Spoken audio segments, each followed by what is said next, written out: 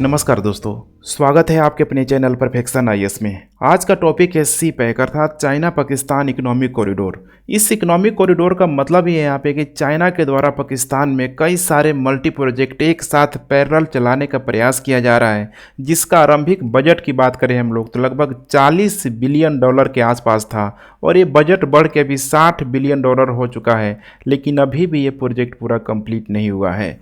ऐसे में इतनी बड़ी राशि है कि मैं एग्जाम्पल के तौर पे आपको समझाने की कोशिश करूं बिहार के बजट के संदर्भ में, तो आप देखेंगे तो 2021-22 में बिहार के कुल जो बजट था लगभग $93 बिलियन के आसपास था।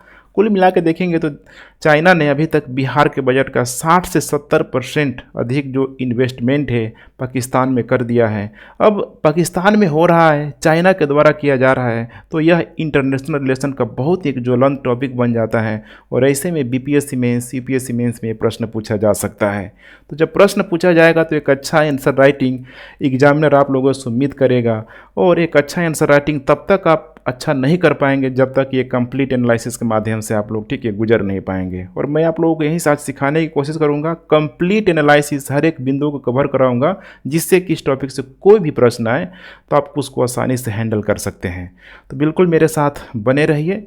सबसे पहले हम लोग बात करते हैं कि चर्चा में रहने का कारण क्यों है, क्योंकि इसकी जो शुरुआत है लगभग 2013 के आरंभिक दौर पे यहाँ पे हो चुकी थी, तो अभी वर्तमान में चर्चा में क्यों है। तो कुछ कारण है, जैसे कि पहला कारण है प्रधानमंत्री इमरान खान की ठीक है वर्तमान बीजिंग यात्रा। इसमें अब सीपैक से रिलेटेड कुछ न कुछ अपडेट आपको देखने के लिए ज़रूर मिल जाएगा। तो फरवरी महीने में अभी लगभग 3-4 फरवरी के आसपास हुई थी, काफ़ी चर्चा में रहा था।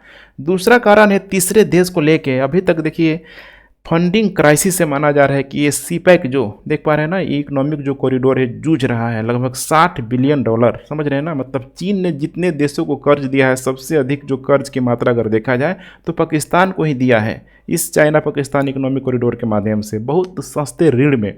तो ये भी एक बहुत बड़ी समस्या का कारण है पाकिस्तान के लिए। लेकिन अब तीसरा देश इसमें शामिल अगर हो जाएगा तो फंडिंग की क्राइसिस को काफ़ी हद तक कम किया जा सकता है, इस प्रोजेक्ट को रफ्तार दिया जा सकता है। अब तीसरे देश को लेके न्यूज में देखेंगे तो कई सारे देश शामिल हैं, जैसे कि सऊदी अरबिया का नाम आ जाएगा, यूएई का नाम आ जाएगा, जर्मनी, रसिया, ईरान का नाम आ जाएगा। तो जब तक ऑफिशियली डिक्लेयर ना हो जाए ठीक है फिर कोई शामिल हो रहा है कि नहीं हो रहा है, अब इस समय पर आगे आप छोड़ दीजिए प्रश्नवाचक चिन्ह। तीसरा हम लोग बात करें हम लोग अफगानिस्तान में विस्तार को लेके, तो देख पा रहे हैं कि बगल में समझ रहे हैं ना अफगानिस्तान के पड़ोसी देश पाकिस्तान में चीन के द्वारा इतने बड़े ह्यूज इन्वेस्टमेंट अगर किया जा रहा है, तो चीन को क्या सिक्योरिटी इशू के लेकर डर नहीं सता रहा होगा कि कहीं तालिबानी लोग कुछ रॉकेट बम गोला बारूद न दाग दें यहाँ पे। तो इसीलिए कुछ यहाँ पे ठीक है लॉलीपॉप टाइप का कुछ चीन जो पाकिस्तान ठीक है अफगानिस्तान में भी देना चाह रहा है, कुछ जो प्रोजेक्ट है अफगानिस्तान में भी विस्तार कर रहा है, ताकि वहाँ से एक एश्योरेंस सिक्योरिटी इशू तालिबानियों के माध्यम से चीन प्राप्त कर सके। चौथे बात करें हम लोग नाभिकीय रिएक्टर का उद्घाटन को लेके, तो $2.7 बिलियन का हाल ही में पाकिस्तान में ठीक है नाभिकीय रिएक्टर का उद्घाटन किया गया है इसी सीपैक देख पा रहे हैं ना China Pakistan economic corridor project के माध्यम से है। चूँकि पाकिस्तान वर्तमान में एनर्जी क्राइसिस से जूझ रहा है, इकोनॉमिक कंडीशन उसकी ऑलरेडी बहुत ख़राब है। इसके अलावा उसका जो फॉरिजिन जो समझ रहे हैं ना विदेशी मुद्रा जो भंडार है बहुत ही अधिक कम हो चुका है। हर जगह पाकिस्तान के साथ समस्या है और ऐसे में नाभिकीय रिएक्टर का उद्घाटन हो रहा है, तो पाकिस्तान के लोगों की आम जनता को हो सकता है कुछ सस्ती बिजली मिल जाए, क्योंकि इसकी क्षमता है लगभग 1100 मेगावाट। अब ये तो समय ही बताएगा। उसके बाद अब हम लोग बात करते हैं सीपीसी की पृष्ठभूमि। चूँकि कंप्लीट एनालिसिस कर रहे हैं तो पूरा का पूरा आप लोग डिटेल्स ठीक है इसका जानने का ही प्रयास करें। हम लोग पृष्ठभूमि की बात करें तो आप लोगों ने एक नाम जरूर सुना होगा, सिल्क रोड। अब सिल्क रोड क्या था, तो एंशिएंट और मिडेवल एरा में देखेंगे तो चीन इसी के माध्यम से ठीक है व्यापार करता था, चाहे वो एशिया हो गया चाहे अफ्रीका में हो गया ठीक है। आगे चल के देखेंगे तो माना जाता है कि इसी सिल्क रोड को चीन के द्वारा, ध्यान रखिएगा, चीन के द्वारा पुनः जीवित करने का यहाँ पे प्रयास किया जा रहा है और उसी का नाम दिया गया one belt one road initiative. अब one belt one road initiative में अब यहाँ पे स्थल मार्ग तो देखिए यहाँ पे जुड़ा हुआ था सिल्क मार्ग से, अब यहाँ पे पूरी तरीके से समुद्र समुद्री मार्गों से भी वन बेल्ट वन रोड में यहाँ पे जोड़ने का प्रयास किया गया। और वन बेल्ट वन रोड ऐसा लग रहा था कि एक ही, ठीक है, बेल्ट है, एक ही रोड है, थोड़ा फील नहीं आ रहा था, ठीक है, आसान भाषा में समझिए, तो उसी को कर दिया गया BRI, ध्यान रखिएगा BRI। अब ये जो है BRI belt road of initiative यहाँ पे कर दिया गया। अब इससे क्या होगा, तो चाइना देख पा रहे हैं ना यहाँ पे कि स्थल मार्ग से तो जुड़ ही रहा है अफ्रीका से, यूरोप से, अब चाइना क्या होगा, तो पूरी तरीके से समुद्री मार्ग से भी यहाँ पे जुड़ जाएगा। लेकिन अब इस BRI का भाग भारत नहीं है, लेकिन श्रीलंका है, इधर आपको बांग्लादेश हो जाएगा, बिल्कुल ही भारत के बगल से होकर गुजर रहा है। और अभी ये जो CPEC है, अब देख पा रहे हैं, ये जो पाकिस्तान का, ठीक है, जो ऊपर का जो भाग है, ऊपर ही देखेंगे ये वाला भाग है, ठीक है, चाइना की तरफ देखेंगे तो जो यहाँ पे सिंजियांग प्रांत है, वहीं पे एक कासगर का क्षेत्र है, वहीं से चीन क्या कर रहा है, पूरी तरीके से पाकिस्तान को, ठीक है, बीच से, ठीक है, बीच से बलूचिस्तान होते हैं, यहीं पे जो ग्वादर जो पोर्ट है, यहाँ पे एक जो कॉरिडोर बना रहा है, जिसको इकोनॉमिक कॉरिडोर बोला जा रहा है। अब इस इकोनॉमिक कॉरिडोर में कई सारे प्रोजेक्ट चल रहे हैं, ठीक है, रोड हो गया, ठीक है, मोटर वाहन को लेकर हो गया, एनर्जी को लेकर हो गया, ठीक है, रेल को हो गया, बहुत सारे जो मल्टी प्रोजेक्ट एक साथ यहाँ पे चलाए जाने का प्रयास किया जा रहा है। और सबसे बड़ा विवाद का कारण क्या है कि यह POK से गुजरा हुआ है, जो कि POK कहीं न कहीं भारत का संविधान का एक, ठीक है, भाग के रूप में वर्णित किया गया है। तो समस्या तो यहाँ पे होगी ही होगी। तो यहाँ पे उम्मीद है आप लोग को समझ में आ गया होगा कि यहाँ पे चीन के द्वारा यहाँ पे क्या करने का प्रयास किया जा रहा है। अब खुद सोचिए, स्थल मार्ग हो गया, जल मार्ग से कहीं न कहीं ये भारत को अगर घेर रहा है, तो यही तो है स्ट्रिंग ऑफ पर्ल्स, इसी को बोला जाता है मोतियों की माला, स्ट्रिंग ऑफ पर्ल्स। देख पा रहे हैं यहाँ पे कहीं न कहीं आपको भारत घिरता हुआ दिखाई आपको देगा। तो आगे हम लोग जानेंगे, मेरे साथ बने रहिए। माना जाता है कि 1950 के दशक से चीन की इच्छा थी कि हर हाल में हम अरब सागर में जाएं। अरब सागर में ही क्यों आए, तो देख पा रहे हैं ना यहाँ पे जो ट्रांसपोर्टेशन जो कॉस्ट है, देख पा रहे हैं ना यहाँ पे जो भी समुद्री इलाका है ना, इस बारे में मैं थोड़ा सा मैं, ठीक है, बता दूं आप लोगों को कि इतिहास गवाह है कि जो भी समुद्री इलाका है, चाहे भारत का दक्षिण का इलाका हो, चाहे वो यूरोप जैसे, ठीक है, भागों का पश्चिमी इलाका हो, चाहे आप अमेरिका की बात कर ले, उसका जो पूर्वी भाग हो, हमेशा देखेंगे को आपको डेवलप होता हुआ आपको नजर आएगा। कारण क्या है, तो समुद्री से, बंदरगाहों से, ठीक है, होना, क्योंकि वहाँ पे क्या होगा, तो व्यापारिक गतिविधियाँ बड़ी तेज़ी से होगा, जिसकी वजह से जो भी क्षेत्र है आसपास का वो पूरी तरीके से डेवलप हो जाएगा। जैसे एग्जांपल के तौर पे इधर बीजिंग हो गया, सिजियांग हो गया, इधर आपको, ठीक है, ग्वांगझो हो गया, ये सारा जो क्षेत्र है चाइना का बहुत अधिक डेवलप क्षेत्र है। लेकिन चाइना के जो पश्चिम जो भाग है देखेंगे तो बहुत ही पिछड़ा हुआ क्षेत्र है, कोयला वगैरह है, जो भी संसाधन बड़ी मात्रा में प्रचुर है, यहाँ पे प्रचुर मात्रा में मौजूद है, लेकिन इसका दोहन करना इतना आसान नहीं है, एक जगह से दूसरी जगह इसको भेजना आसान नहीं है। और ऐसे में, ठीक है, चाइना चाह रहा है कि अगर यहाँ से हमको रास्ता मिल जाए तो आसानी से हम अरब सागर में यहाँ पे आ सकते हैं। अब ऐसे में देख पा रहे हैं कि 1950 के दशक से चीन, ठीक है, अरब सागर में आने की इच्छा रख रहा था। उस समय माओ की सरकार थी, माओ त्से की सरकार थी, लेकिन उस समय चीन की राजनीतिक परिस्थितियाँ एक जैसी नहीं थी, पाकिस्तान की भी राजनीतिक परिस्थितियाँ, ठीक है, बिल्कुल भी प्रतिकूल थी। तो उस समय ये मामला, ठीक है, पूरी तरीके से नहीं बना। लेकिन आगे चल के 2006 में जब ग्वादर बंदरगाह को खोल दिया गया, ठीक है, ध्यान रखिएगा, ग्वादर बंदरगाह को खोल दिया गया, तो चीन के लिए फिर से एक उम्मीद की किरण दिखाई दी कि अगर किसी तरह ग्वादर पोर्ट तक अगर हम लोग आ जाएं तो भाई हमारी सारी समस्याएं, ठीक है, दूर हो सकती है। अब इसी को लेकर 2013 में प्रधानमंत्री नवाज शरीफ के द्वारा चीन की यात्रा की गई और यहाँ पे CPEC पे, ध्यान रखिएगा, ठीक है, पूरी तरीके से ठप्पा लग गया, एक ऑथराइट गलियारे के रूप में इसको मान्यता मिल गया। और इसमें सबसे बड़ा जो रोल निभाया गया, ठीक है, पाकिस्तान के जो राष्ट्रपति थे उस समय आसिफ अली जरदारी ने बहुत शानदार भूमिका निभाई, जिसके वजह से ये कॉरिडोर अभी इम्प्लीमेंट में, ठीक है, पूरी तरीके से आ गया है। अब आइए हम लोग नेक्स्ट बात करते हैं CPEC क्या है। तो आप लोगों ने तो इतना तो समझ ही होगा कि CPEC क्या है, ठीक है। तो पूरी तरीके से एक $multi-million प्रोजेक्ट है, जिसका लक्ष्य यही है कि हर हाल में स्थल मार्ग हो गया, समुद्र मार्ग हो गया, पूरा का पूरा ये इधर यूरोप हो गया, अफ्रीका हो गया, इधर जो भी खाड़ी क्षेत्र हो गया, देख पा रहे हैं ना इधर, ठीक है, फारस की खाड़ी हो गया, इधर रेड सी हो गया, या फिर ये जो मध्य जो भाग है ये वाला, यहाँ पे हर हाल में हम लोग स्थल मार्ग और समुद्र मार्ग से पूरी तरीके से कनेक्ट हो जाए, चूँकि हमारी व्यापारिक गतिविधियाँ पूरी तरीके से जारी रहे। अब यहाँ से आने में देखिए 25 कितनी समस्या है। अगर ये इधर यूरोप के क्षेत्रों की तरफ जा रहा है, अफ्रीका के क्षेत्रों की तरफ आ रहा है, तो ऐसे घूम के आएगा, ऐसे घूम के आएगा। देख पा रहे हैं ना कितना सारा इसका जो एनर्जी होगा वेस्ट हो जाएगा पूरी तरीके से। अब यहाँ से जब आ जाएगा तो लगभग इसकी जो दूरी है 12,000 किलोमीटर कम हो जाएगी। तो सोचिए 12,000 किलोमीटर दूरी तय करने में जो भी इसका एनर्जी होगा, उस एनर्जी को सेल कर सकता है, बेच सकता है, कितना चीन को इसमें प्रॉफिट होगा। लेकिन ये कब होगा? जब ये पूरा का पूरा ये गलियारा यहाँ पे कंप्लीट हो जाएगा। तो इसीलिए यहाँ पे सीपैक का रोल सबसे अहम माना जा रहा है पूरा का पूरा इस BRI प्रोजेक्ट के अंतर्गत। अब दूसरी बात हम लोग करते हैं कि CPEC के उद्देश्य क्या है, सीपैक यहाँ पे उद्देश्य क्या हो सकता है। तो इसका उद्देश्य है यहाँ पे कि चीन पाकिस्तान को स्थल मार्ग से जोड़ना। अब स्थल मार्ग से कैसे जोड़ा जाएगा ये थोड़ा देखने का प्रयास कीजिए। यही है झिंजियांग क्षेत्र, चीन का जो उत्तर पश्चिम का जो इलाका है, यहीं पे आपको एक झिंजियांग जो प्रांत है, ध्यान रखिएगा, उसी प्रांत में काफ़ी फेमस शहर है जिसका नाम है कासगढ़। अब इस कासगढ़ में देखेंगे तो एक बहुसंख्यक आबादी मुस्लिम ही लोग रहते हैं, जिसको उइगर मुस्लिम बोला जाता है। उइगर, ठीक है, ये भी बहुत चर्चा में रहते हैं, उइगर, ठीक है, उइगर मुस्लिम। तो चीन का जो झिंजियांग जो प्रांत है वहीं पे कासगढ़ शहर है, ठीक है। बलूचिस्तान होते, ध्यान रखें, पाकिस्तान के बलूचिस्तान होते ग्वादर बंदरगाह में यहाँ पे एंट्री करना है। अब आपको लग रहा होगा कि बलूचिस्तान तो बहुत आसान थे। देखिए यहाँ पे, ठीक है, बलूचिस्तान में एक हिंदू बहुल आबादी भी वहाँ पे मौजूद यहाँ पे रहती है, जिसकी वजह से माना जाता है कि पाकिस्तान में चूँकि बहुसंख्यक जो जनता है वहाँ तो मुस्लिम ही है, तो मुस्लिमों के द्वारा वहाँ पे, ठीक है, बहुत हद तक धार्मिक या फिर, ठीक है, कर्मकांड जो भी आप कह सकते हैं कि मैंने कुल मिला के हिंदुओं को, ठीक है, प्रताड़ित किया जाता है। तो बलूचिस्तान यहाँ पे अशांत रहता है। तो बलूचिस्तान से शुरुआत में लाने का इस तरह के, ठीक है, प्रावधान था इस टाइप का लाने का, लेकिन इस अशांत क्षेत्र को देखते हुए इसको थोड़ा सा मोड़ दिया गया इधर से, देख पा रहे हैं यहाँ पे। तो इसीलिए बलूचिस्तान में तो है, लेकिन इसका बहुत जो बड़ा भाग यहाँ पे नहीं है, पहले था, लेकिन बाद में इसकी, ठीक है, रूट को यहाँ पे चेंज करने का भी प्रयास किया गया। लगभग देखा जाए कुल जो दूरी है इसके लगभग 3,000 किलोमीटर लंबा मार्ग, सोच पा रहे हैं, लगभग 3,000 किलोमीटर लंबा मार्ग ये पूरा का पूरा है ये।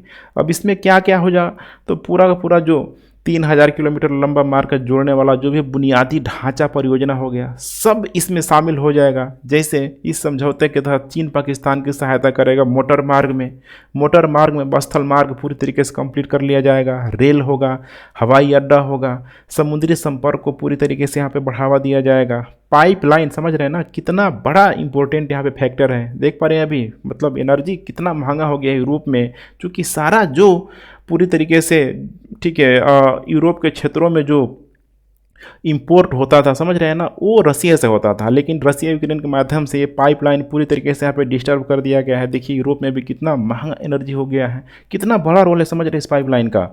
इसके बाद से जो भी इन सारे प्रोजेक्ट के लिए रियायती जो ऋण देगा, सबसे मजे की बात यही है कि चीन के एग्जिम बैंक के द्वारा दिया जाएगा। इसका मतलब आपको समझ रहे हैं ना कि जो भी यहाँ पे चीन के द्वारा पाकिस्तान में जो इन्वेस्टमेंट किया जा रहा है, लगभग $60 बिलियन से जो इन्वेस्टमेंट यहाँ पे किया गया है, ये चीन ने पाकिस्तान में, ठीक है, ऐसे ही नहीं कर दिया गया है। बोल रहा है देखो डेवलपमेंट यहाँ पे तुम्हारा हो रहा है, हम क्या करेंगे, तुमको एक बहुत ही सस्ता हम ऋण देंगे। जैसे एग्जाम्पल के तौर पर समझिए कि जब भारत में जैसे दिल्ली का ही मेट्रो जो प्रोजेक्ट हुआ, तो जापान ने बहुत ही सस्ता भारत को ऋण दिया। कुछ उसी टाइप का यहाँ पे चीन के द्वारा, ध्यान रखिएगा, पाकिस्तान को यहाँ पे ऋण देने का प्रयास किया गया, लगभग $60 बिलियन के आसपास। लेकिन ऋण थोड़ा खराब लग रहा है ना, इन्वेस्टमेंट कहना ज़्यादा यहाँ पे अच्छा लग रहा है। किसने दिया है? तो चीन के एग्जिम बैंक के द्वारा, समझ रहे हैं। अब यहीं पे माना जाता है ना कि लगभग अभी पाकिस्तान तो इसमें बहुत अधिक, ठीक है, जो इंटरेस्ट है $2 बिलियन से, तो पाकिस्तान इसमें इंटरेस्ट दे चुका है। सब समझ रहे हैं, इतनी बड़ी राशि में $2 बिलियन के आसपास। और इंटरेस्ट जो पाकिस्तान दे रहा है किसका है? आम लोगों का है, टैक्स पेयर, आम जनता का है। इससे आप समझ पा रहे हैं कि चीन कितना यहाँ पे होशियार है।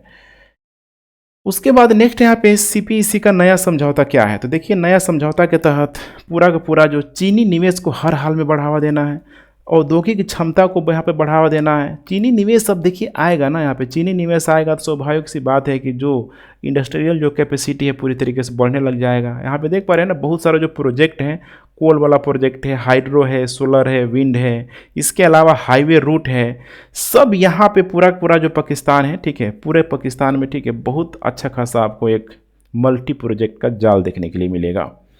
औद्योगिकरण और आर्थिक क्षेत्र का पूरी तरीके से विकास करना है।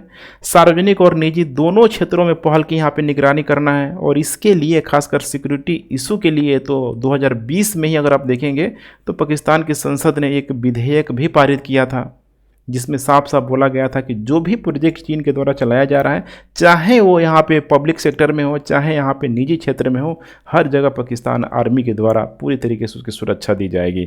तो देख पा रहे हैं यहाँ पे सीपीसी का यहाँ पे नया समझौता, 3 चीज़ों को आपको यहाँ पे ध्यान में रख के चलना है।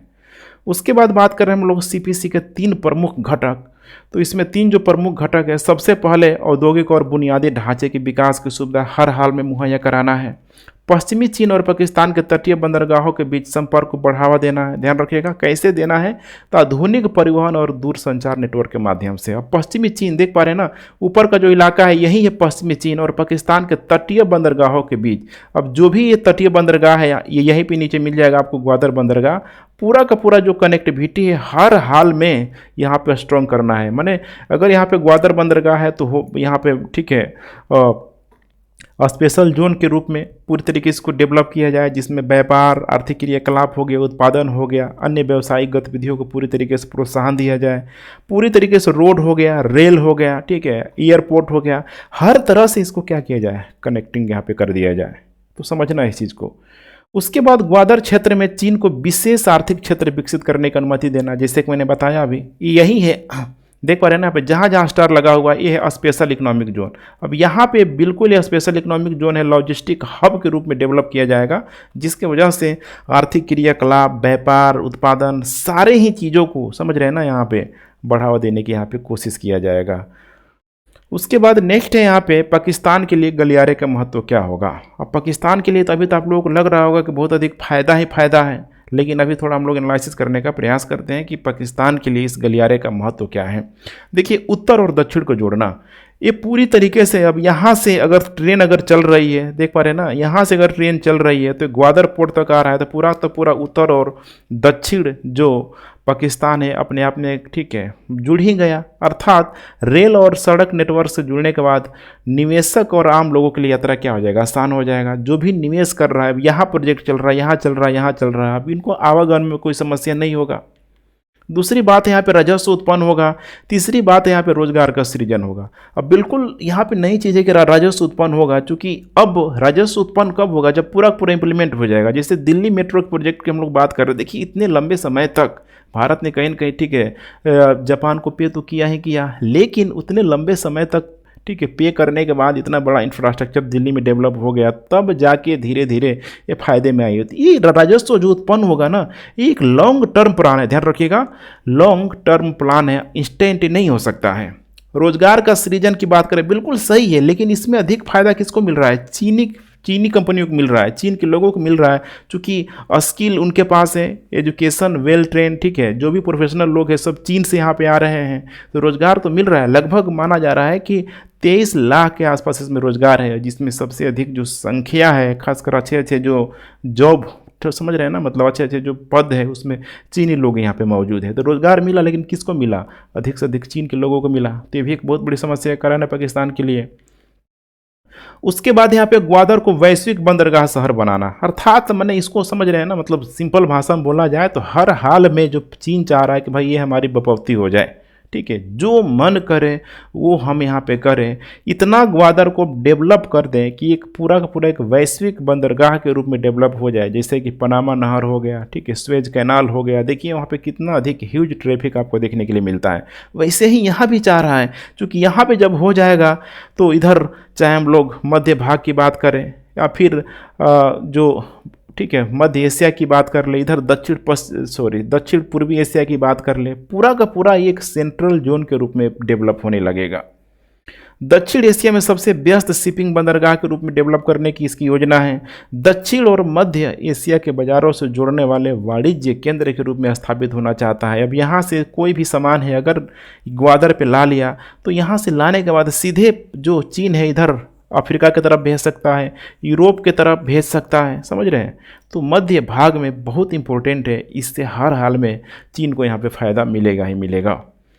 उसके बाद हम लोग नेक्स्ट बात करें पाकिस्तान के लिए सीपीसी की चुनौतियां। चूँकि सी पैक की जो चुनौतियां इतनी आसान नहीं है पाकिस्तान के लिए, और यही माना जाता है, कभी अलग अलग लोगों के द्वारा, विशेषज्ञों के द्वारा बोला जाता है कि कहीं ये नया का नया कॉलोनी तो नहीं एस्टाब्लिश हो रही है। जैसे अंग्रेजों ने भारत में किस प्रकार से आए, व्यापार करने के माध्यम से बहुत सारा लालच दिखाया, धीरे धीरे देखिए उपनिवेश बना लिया सब। तो कहीं पाकिस्तान, ठीक है, कहीं ना कहीं चीन का एक नौ कॉलोनवाद का यहाँ पे शिकार तो नहीं बन रहा है, उसकी संप्रभुता पे तो खतरा तो नहीं है। समझना इन सारे ही चीज़ों को थोड़ा सा हम लोग बात करते हैं इस विषय पे। तो देखिए नंबर 1 है क्षेत्रीय असंतुलन। क्षेत्रीय असंतुलन का मतलब क्या है, तो देख पा रहे हैं जो ये प्रोजेक्ट जो चला है अधिकतर देखेंगे तो पाकिस्तान के पूर्वी भागों में, ठीक है, सीमित है, कुछ क्षेत्रों और प्रांतों पर केंद्रित है। अब जहाँ पे डेवलपमेंट नहीं होगा समस्या आएगी ही आएगी। अब बलूचिस्तान में मैंने बोला कि ऑलरेडी आसान क्षेत्र है, क्या आपको लगता है कि इधर जो लाहौर की तरफ, इस्लामाबाद की तरफ जो डेवलपमेंट होगा इस सी पैक के माध्यम से, क्या वो इधर हो पाएगा? बिल्कुल नहीं हो पाएगा। समस्या तो आएगी ही आएगी, यहाँ के लोग क्रिटिसाइज करेंगे ही करेंगे।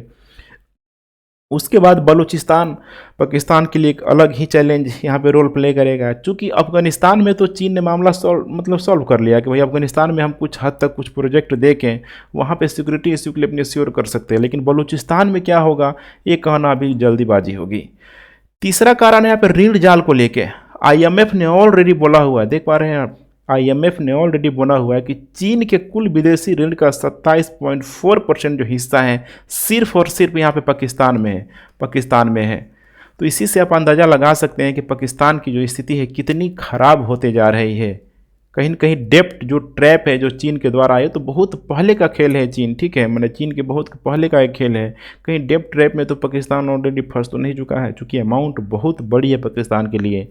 उसके बाद पर्यावरणीय प्रभाव, इतना बड़ा जब प्रोजेक्ट चलाया जा रहा है तो वनों की कटाई होगी ज़बरदस्त मात्रा में। जैसे भारत में बुलेट ट्रेन को लेकर इंप्लीमेंट करने की बात की जा रही है, तो कई सारी जो पर्यावरणीय जो, ठीक है, संगठक है, संस्था है, उन लोगों ने रोक लगाने का प्रयास किया, और ये लगना भी चाहिए, ठीक है। कहीं ना कहीं यहाँ पे पर्यावरण असंतुलन होता है, खासकर ये जो हिमालयन जो रेंज है, देख पा रहे हैं वनों की कटाई, जैव विविधता की हानि, वायु एवं जल प्रदूषण सब यहाँ पे बढ़ने की संभावना है। यहीं ऊपर है, ठीक है, पामीर की ग्रंथि, पूरा आपको विश्व के संसार के छत भी जिसे बोला जाता है। सामाजिक निहितार्थ की बात करें तो स्थानीय समुदाय के विस्थापन तथा उनकी आजीविका का सबसे बड़ा समस्या है। जब भी देख पा रहे हैं ना, मतलब सोचिए जब भी इस तरह का बड़े बड़े जब प्रोजेक्ट जब चलते हैं, भारत में भी कई सारा, ठीक है, हीराकुंड डैम हो गया, अभी भी बहुत सारा जो टिहरी बांध हो गया, जब भी इस प्रकार का जो बांध, इस प्रकार का बड़े बड़े जब प्रोजेक्ट चलाए जाते हैं तो समस्या होती है वहाँ के आम जन लोगों को, क्योंकि उनको तो वहाँ से पूरी तरीके से डिस्प्लेसमेंट कर दिया जाता है, विस्थापन कर दिया जाता है, लेकिन उसकी आजीविका को लेकर उनकी बड़ी समस्या होती है। सोचिए स्थानीय जो भी समुदाय होगा, औने पौने दामों में उसकी ज़मीनों को क्या किया जाएगा, अधिग्रहण कर लिया जाएगा। और पाकिस्तान में बड़े मज़े की बात कि ये ज़मीनों का जो अधिग्रहण जो किया जा रहा है, ठीक है, जो कहीं ना कहीं यहाँ पे आर्मी का रोल काफ़ी अधिक हो जा रहा है। जो भी बड़े बड़े प्रोजेक्ट मिल रहे हैं ऊपर के लोगों के, आर्मी के सगे संबंधियों के, या फिर जो भी पॉलिटिशियन है ऊपर के लोग, जैसे इमरान खान का भी नाम आ रहा है, उसके सगे संबंधियों को बड़े बड़े जो मल्टी जो प्रोजेक्ट्स उन्हीं को मिल रहे हैं, जिसमें वो लोग यहाँ पे शामिल हैं। तो आम लोगों को क्या है, यहाँ पे आम लोगों को हर तरह की समस्या ही समस्या हो रहा है। एक तो औने ऊपर पौने दाम में अपना ज़मीन बेच के जाओ, और दूसरी तरफ आजीविका का कोई उनका स्रोत यहाँ पे नहीं बन पा रहा है। कहाँ उनको मतलब व्यवस्थित किया जाए, एक जगह से हटा के कहाँ उनको अच्छे से फिर बसाया जाए, कोई इसका प्रोविज़न नज़र नहीं आ रहा है। उसके बाद सबसे इम्पोर्टेंट है संप्रभुता की चिंता। चूँकि अब यहाँ पे देखेंगे तो बिल्कुल अब चीन जो है पाकिस्तान में आ चुका है, तो कहीं ना कहीं जो सोवरेनिटी है कि पाकिस्तान की, ठीक है, आंतरिक जो सिचुएशन क्या है, आंतरिक मामलों में क्या वो फुल्ली एकदम, मतलब होता है ना कि अपना डिसीजन ले पा रहा है कि नहीं पा रहा है। विदेशी जो उसका जो ठीक है संधि है, विदेशी जो संबंध है, किस प्रकार से अपने आप को स्टेबलाइज करना चाहता है। तो कहीं ना कहीं जब चीन यहाँ पे मौजूद है तो संप्रभुता को लेके, सोवरेनिटी को लेके यहाँ पे सवाल चाइना पे, ठीक है, मैंने पाकिस्तान पे उठेगा ही उठेगा। तो ये भी एक बहुत बड़ी समस्या का कारण है, जो कि हर हाल में सीपे की चुनौतियों को ये इंडिकेट करता हुआ नज़र आ रहा है। उसके बाद नेक्स्ट बात करें हम लोग, चीन के लिए गलियारे का महत्व यहाँ पे क्या होगा। तो अब तो देख पा रहे हैं कि हर हाल में यहाँ पे चीन के लिए गलियारे का महत्व मध्य पूर्व और यूरोप तक पहुँच बहुत आसान हो जा रहा है। देख पा रहे हैं यहाँ से सीधे जब आएगा तो यहाँ पे मध्य पूर्व में इधर आसानी से आ सकता है, यूरोप तक आसानी से यहाँ पे पहुँच सकता है, कि जो हर हाल में इसका एनर्जी क्या हो जाएगा, सेविंग हो जाएगा। अब सोचिए जो भी ये प्रोजेक्ट लगा रहा है, मल्टी प्रोजेक्ट पाकिस्तान में जो भी डेवलप कर रहा है। एक मुझे बात याद आ रहा है, जैसे कि एक स्टेटमेंट बोले हुए थे, शायद दादा भाई नौरोजी का स्टेटमेंट है कि अंग्रेज़ों ने जब भारत में रेलवे को डेवलपमेंट करना शुरू किया तो दादा भाई नौरोजी ने धन के बहिर्गमन सिद्धांत के अंतर्गत क्या किया कि यह दूसरों की पत्नी के श्रृंगार पटार के समान है।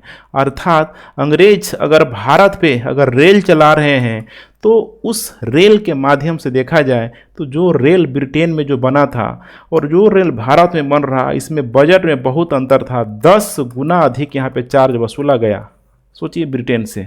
अब यही लोग ये लोग कर रहा है कि जो भी प्रोजेक्ट बना रहा है चीन के कंपेरिजन में, ये ठीक है ऑफिशियली यहाँ पे पूरी तरीके से मतलब होता है ना, ऑडिटिंग किया गया चीन के द्वारा, तो पता चला कि लगभग एनर्जी में हम लोग देखें, एनर्जी के क्षेत्रों में देखेंगे तो लगभग 237%, समझ रहे हैं, 237% से अधिक जो चार्ज है चीन के कंपेरिजन में पाकिस्तान से वसूला गया है, समझिए। तो कहीं ना कहीं यहाँ पे हर हाल में प्रॉफिट किसको हो रहा है, चीन को ही हो रहा है। इसके बाद लगभग 12,000 किलोमीटर की यहाँ पे क्या हो जाएगी, पूरी कटौती हो जाएगी, क्योंकि शॉर्ट रास्ता ये यहाँ पे हो जाएगा। हिंद महासागर क्षेत्र में उभरने में इसको मदद मिलेगा। हिंद ओशियन में आ जाएगा तो कहीं ना कहीं समस्या किसको होगी, भारत को होगी। इधर जो खंभात की खाड़ी है यहाँ पे पूरा का पूरा आ जाएगा, फारस की खाड़ी है यहाँ पे आ जाएगा। समस्या है कि नहीं है, नौसैनिक उपस्थिति को लेके भारत के साथ समस्या होगी ही होगी। भारत ने हम्बन टोटा को श्रीलंका में स्थित किसी तरीके से मैनेज करने का प्रयास किया, लेकिन सोचिए श्रीलंका तो ठीक है, मैंने जैसे ये श्रीलंका में गवर्नमेंट बदलती है, भारत से अच्छे या ख़राब रिश्ते चलते रहते हैं, लेकिन पाकिस्तान के साथ क्या कोई विकल्प है? पाकिस्तान की ज़मीन है ग्वादर, ठीक है, अगर वो उसको मतलब बेच दे या पूरी तरीके से कंट्रोल अगर वो चाइना को दे दे तो समझिए कि भारत में क्या, ठीक है, समस्या तो होगा ही होगा। खासकर जो भी गुजरात का तटवर्ती इलाका है, खंबात की खाड़ी है। आर्थिक और भू राजनीतिक असरता की हम लोग बात कर लें तो इसमें देख पा रहे हैं कि मध्य पूर्व और चीन के बीच उत्पादों के आवाजाही के लिए एक नया मार्ग तैयार हो जाएगा।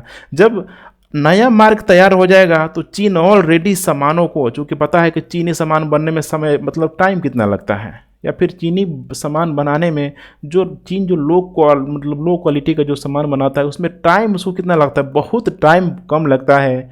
उसमें संसाधन चीन बहुत कम लगाता है, लिखो फेंको टाइप का, ठीक है, जो भी सामान बनाता है, ठीक है, खासकर उसका जो वर्ड्स जो सामान की मैं बात कर रहा हूँ, चीन अच्छा भी सामान बनाता है।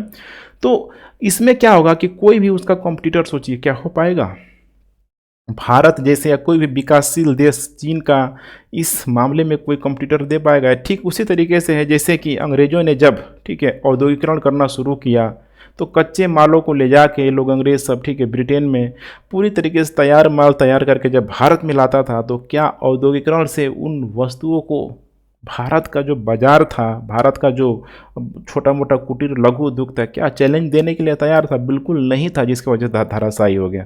यही समस्या होगा कि चीन की मतलब तुलना में देखेंगे तो बाकी कोई देश इसके समकक्ष खड़ा होता हुआ आपको दिखाई नहीं देगा। समस्या आएगी। कुछ मामले में इधर जापान नज़र आएगा, ताइवान नज़र आएगा, ठीक है, बाकी तो मुझे वैसा कुछ देश डेवलप होता हुआ दिखाई नहीं दे रहा है, खासकर टेक्नोलॉजी के क्षेत्र में।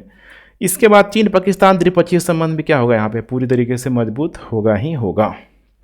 नेक्स्ट हम लोग बात कर ले सीपीसी के लिए यहाँ पे चुनौतियाँ क्या है। तो चीन के लिए चुनौतियों के मामले में दो चीज़ों को इंडिकेट किया गया है, जैसे कि सुरक्षा समेत चिंताओं को लेकर जो भी प्रोजेक्ट देखिए डेवलपमेंट किया जा रहा है चीन के द्वारा, बहुत सारे ऑफिसर ग्रेड के लोग हैं, प्रोफेशनल लोग, आईटी टेक्निकल सारे लोग मौजूद है, तो उनकी जो श्रमिकों की सुरक्षा को लेकर समस्या तो है ही है, क्योंकि चीन में जो आतंकवाद का जो कहर है, पाकिस्तान में जो आतंकवाद का कहर है, पाकिस्तान के, ठीक है, गवर्नमेंट के कंट्रोल में भी नहीं है, बहुत सारी वहाँ पर अलगाव पार्टियाँ भी मौजूद हैं, तो समस्या है। इसीलिए मैंने बताया कि 2020 में पाकिस्तान के द्वारा एक विधेयक भी पारित किया गया था कि सुरक्षा संबंधित जो भी चीनी जो लोग हैं यहाँ पे मौजूद है पाकिस्तान में, उनको कोई समस्या नहीं होगी, उनकी सुरक्षा पाकिस्तान आर्मी के द्वारा की जाएगी और उस प्रोजेक्ट की भी सुरक्षा पाकिस्तानी आर्मी के द्वारा की जाएगी।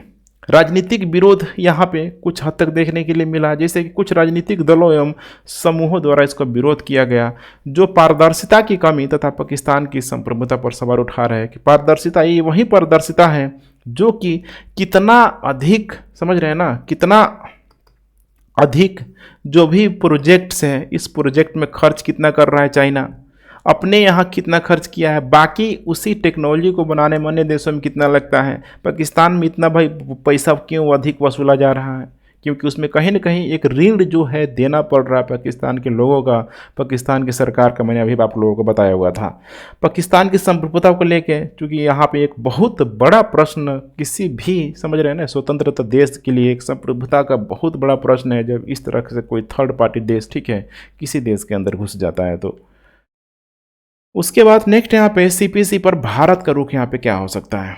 बहुत ही संवेदनशील मामला है भारत के लिए, क्योंकि ये पीओके का जो एरिया है, अगर भारत का संविधान में देखेंगे तो पूरा का पूरा, ठीक है, भारत के संविधान का एक अभिन्न भाग है पीओके।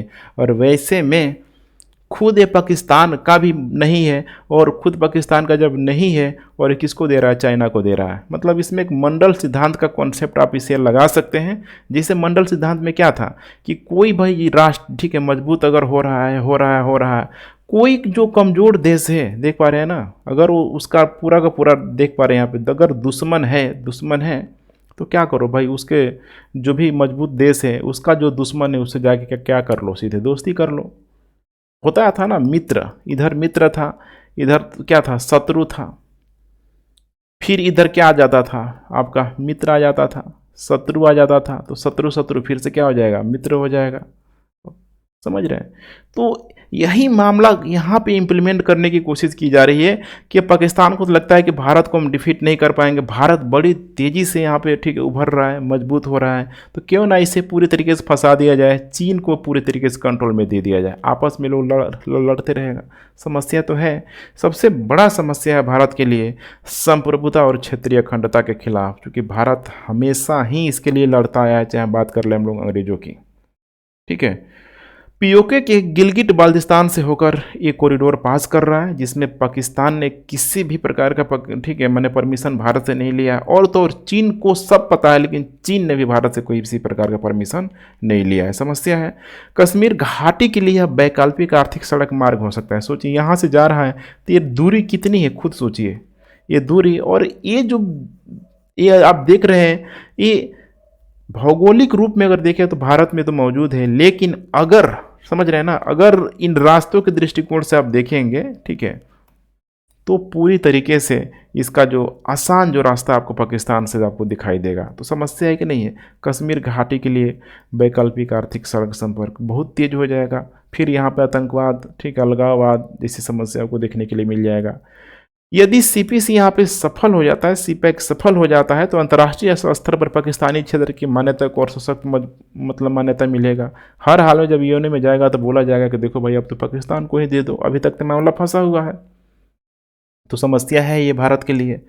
समुद्री मार्ग से व्यापार पर चीनी नियंत्रण हो जाएगा, क्योंकि अभी तक देखिए मलक्का स्टेट होते हिंद ओशियन में जाता था, अब चाइना इधर गिलगिट, ठीक है, या फिर इधर, ठीक है, गिलगिट की तरफ, या फिर इधर देख रहे हैं ना जो घाटी था गलवान घाटी की तरफ, अगर कुछ भी करता तो उसको हमेशा डर लगा रहता था कि मलक्का जो स्टेट है अंडमान निकोबार के पास ही भारत का सैनिक सब मौजूद है, कुछ भी हो सकता है। लेकिन अब यहाँ पे समुद्री मार्ग जब इसको मिल ही जाएगा इधर से आने के लिए, तो मलक्का स्टेट वाला बहुत हद तक वो अपनी आर्थिक गतिविधियों को कम कर देगा, तो कहीं ना कहीं भारत के लिए समस्या होगा। फिर इधर जो क्षेत्र है, इधर गलवान घाटी की तरफ मामला बहुत अधिक समस्या देगा। सोचिए गलवान घाटी में भारत के सैनिकों के द्वारा जब सड़क बनाया जा रहा था, सड़क जबकि भारत का क्षेत्र है, तो चीन के द्वारा पूरी तरीके से विरोध किया गया, लड़ाई हुई, हिंसा झड़ी हुई, कितने लोग मारे गए। लेकिन चीन खुद जान रहा है, देखिए चीन की क्या है, ड्यूलिज्म की नीति, इसी को दोगली नीति बोला जाता है कि चीन को पता है पीओके के लेके, लेकिन फिर भी यहाँ से क्या कर रहा है, कॉरिडोर बना रहा है। तो कहीं ना कहीं समस्या है कि नहीं है, खुद सोचिए आप।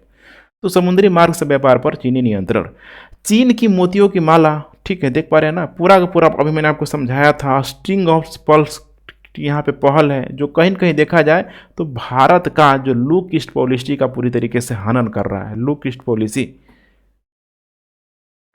चटगांव बंदरगाह में आ गया है, ठीक है, इस बीआरआई के माध्यम से। बांग्लादेश हो गया, हम्बनटोटा बंदरगाह, पोर्ट सूडान में है, मालदीव, सोमालिया से सेल्स तक पूरी तरीके से, ठीक है, समुद्री मार्ग के माध्यम से अपना बेल्ट रोड ऑफ इनिशिएटिव को मजबूत करने का प्रयास कर रहा है।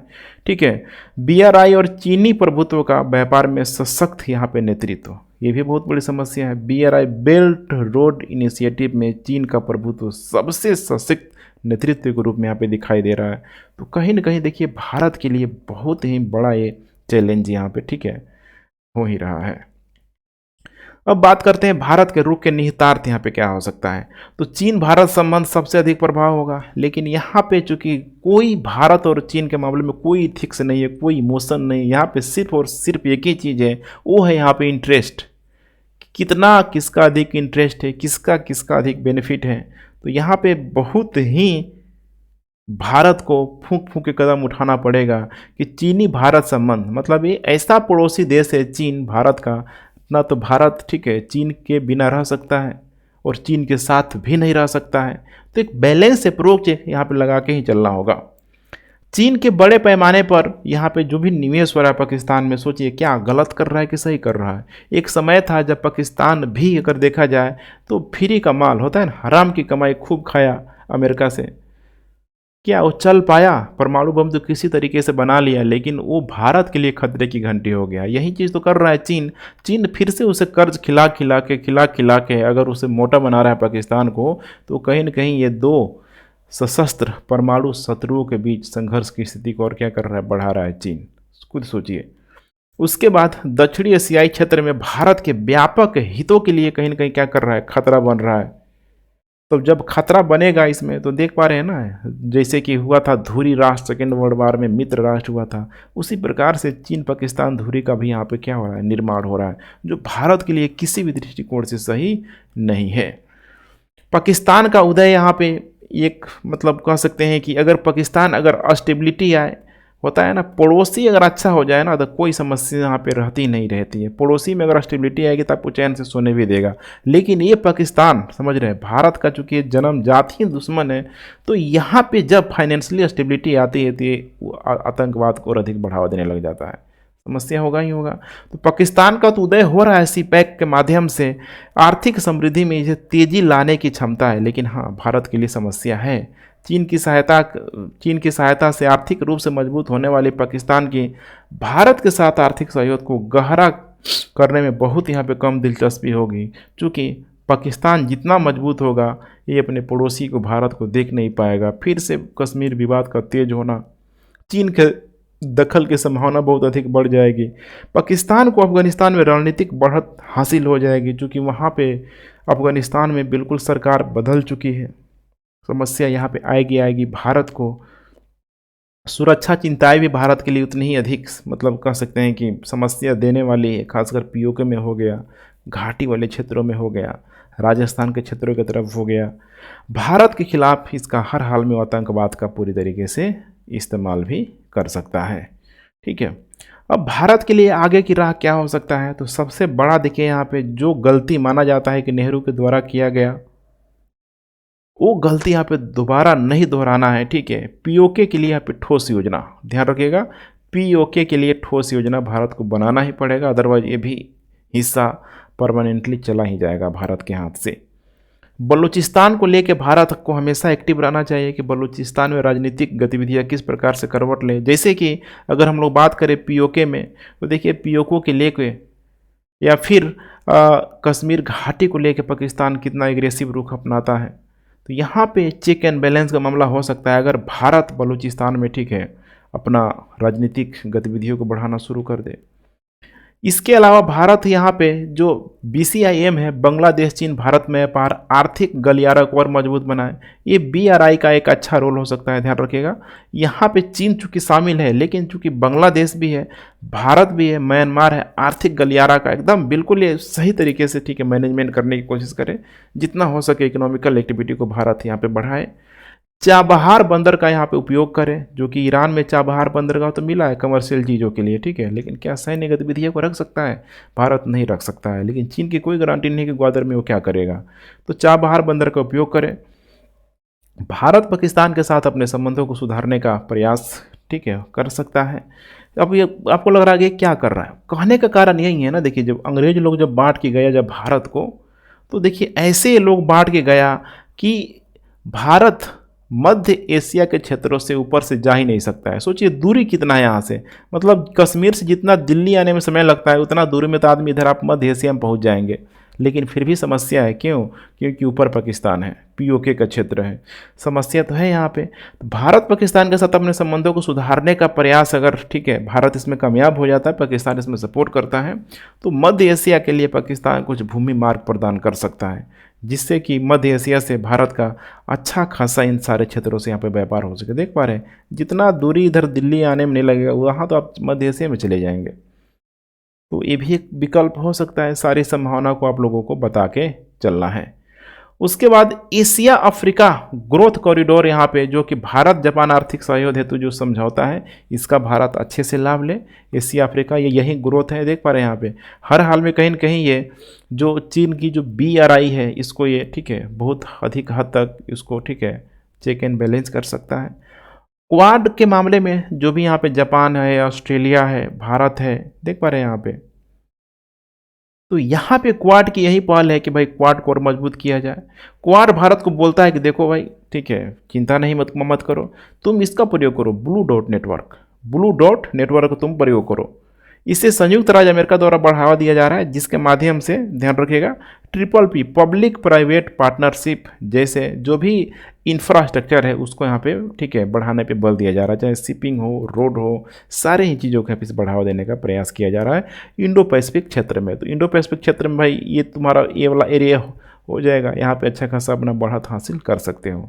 तो कुल मिला के मेरे ख्याल से यही था पूरा का पूरा इन्फॉर्मेशन प्लस एनालिसिस। आशा करते हैं कि यहाँ से अब कोई समस्या आपको नहीं होगी। इस टॉपिक से कोई भी प्रश्न आएगा आप लोग अच्छी स्थिति में हैं अगर आप लोगों ने पूरे वीडियो को देखा हुआ है। तो ठीक है फ्रेंड्स, अपना फीडबैक देते रहें। वीडियो की ठीक है लंबाई अधिक थोड़ा सा हो गई है, अगर आप कहेंगे तो मैं इसे शॉर्ट करने का भी प्रयास करूँगा, लेकिन मेरे ख्याल से इतना एनालिसिस ठीक रहेगा क्योंकि प्रश्न किसी भी तरीके से पूछा जा सकता है। तो ठीक है फ्रेंड्स, वीडियो को लाइक कमेंट शेयर करते रहें। Thanks for watching. जय हिंद।